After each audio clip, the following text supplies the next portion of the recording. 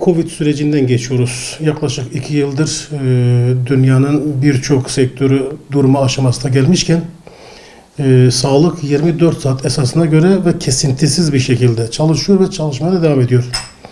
Birileri kısmi çalışırken, birileri kısmen eve kapanırken sağlık camiası hiçbir zaman sahadan inmedi. Özellikle de bu Covid süreciyle beraber yaşanan olaylarla birlikte son dönemlerde sağlık çalışanlarında artık bir yılgınlık başladı.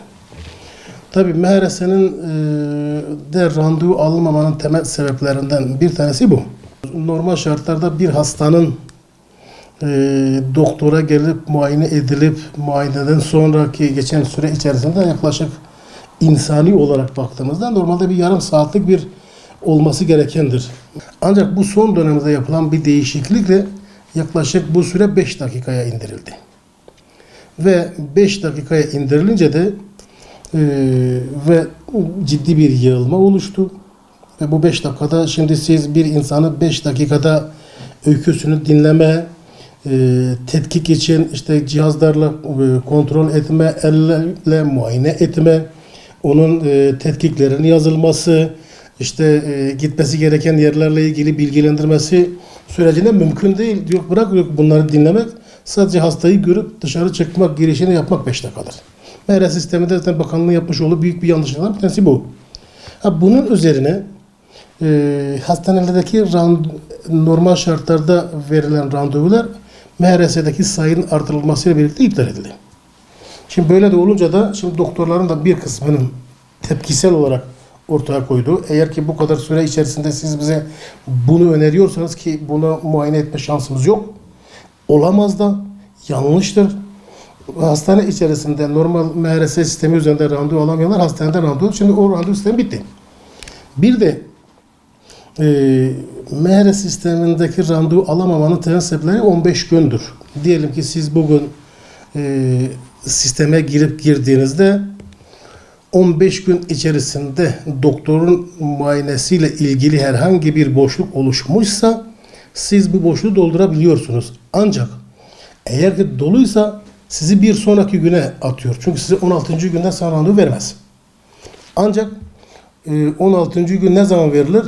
Diyelim ki yarın randevu almak istediğinizde 15 günlük eğer doluysa 16. günde veremediği için bugün saat 4'ten sonra veriyor. Bunu bu şekilde takip edilerek ancak alınabiliyor. Ve bu sıkıntılar ciddi sıkıntılar. Çünkü randevu alamayan her hasta mecburen özel polikliniklere, özel kliniklere ve özel hastanelere gitmek zorunda. Çünkü reçete insan merkezli bir yer. Temel sıkıntıların başında bunlar geliyor. Şimdi bunu bu şekilde değerlendirdiğinizde zaten MHRS sisteminin yanlışlığı bir tarafa.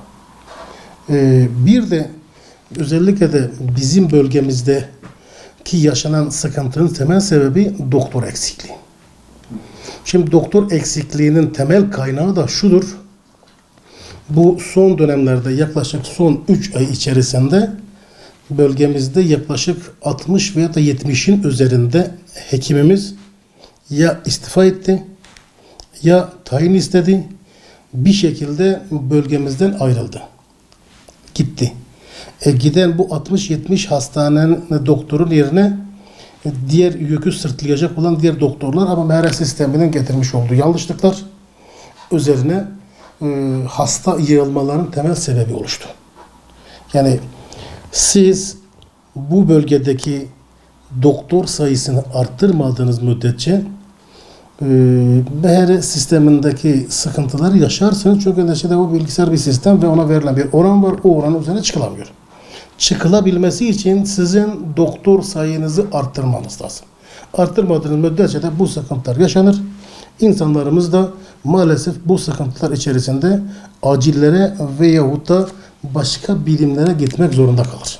Şu anda Van yaklaşık 1.200.000 nüfusa tekamül ediyor. Tabi Van bölge Muş'a, Bitlis'e, Ağrı'ya, Hakkari'ye, Şırnak'a ve bu tür yerlere hizmet ediyor. Yani bir bölge konumunda. Dolayısıyla da bölge konumunda olan bir ile sadece bir atama 101. dönemde atama sayısı değil aslında 48. 48 tahsil edilendir. Tahsis edilmiştir. Bunların kaçı gelir, kaçı gelmez onu bilemeyiz. Ancak tahsis edilen hekim sayısı bile başlı başına bir infialdir. Yani yaklaşık 3 milyona hizmet eden bir bölge ve sadece 3 ay içerisinde giden yaklaşık 70'in üstünde doktor. Yani bunu yıl bazına baktığımızda belki yüzleri geçecek bir durum ve tahsis edilen yetersiz. Ha, bu bölgenin ihtiyacını karşılar mı?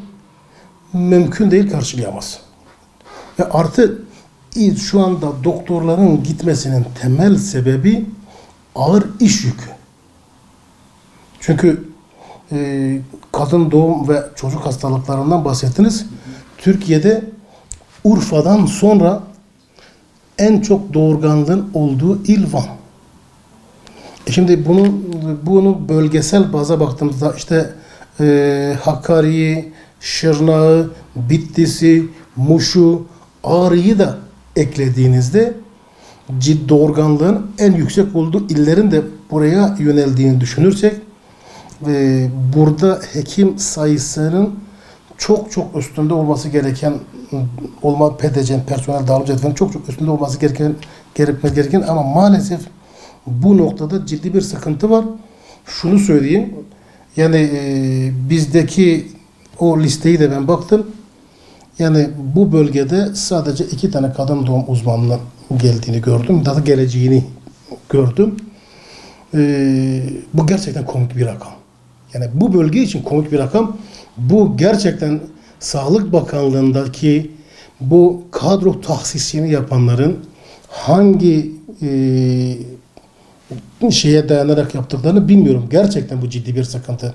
Çünkü doğurganlık çok, hekim sayımız az ve atanan yani gerçekten komik bir rakam. Siz hekim eksikliğinden dolayı anne ölümleri, çocuk ölümleri veyahut da geç müdahalenin getirmiş olduğu sıkıntılar ki birçok hastamız ve çocuk zamanında müdahale edilmediği için birçok rahatsızlıklar sonradan oluşabiliyor. Şimdi böyle bir yere siz böyle bir hekimle eğer ki önerirseniz veyahut da böyle bir tahsis ederseniz bu gerçekten gülünçtür. Ve bu bence Van'a hakarettir. Bunu canı gönülden söylüyorum. Çünkü hakaret olmasının sebebi şu. Ya zaten bölgemiz doğurganlık en yüksek olan bir yer. Ve şu anda da kadın doğum noktasında ciddi manada sıkıntı çeken bir yer. Ve siz kalkıp böyle bir iki kişilik bir kadro açarsanız bu ciddi manada bizi de üzüyor. Sağlık çalışanlarına da iş yükünü arttırdığı için adam hekim arkadaşımız şunu söylüyor. Yani ben burada alacağım 5 lirayı buradan istifa ederim. Zaten bütün özel sektör bizi bekliyor.